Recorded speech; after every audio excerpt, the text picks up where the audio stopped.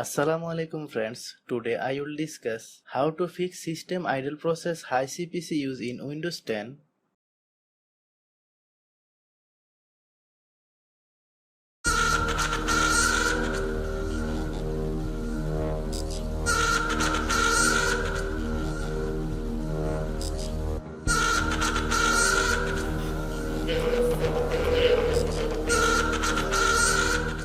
Right click start button to select run.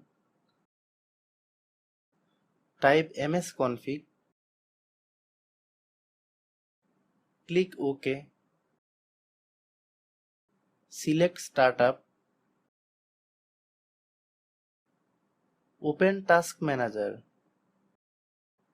Select one item that you don't need to open. At startup and click the disable button.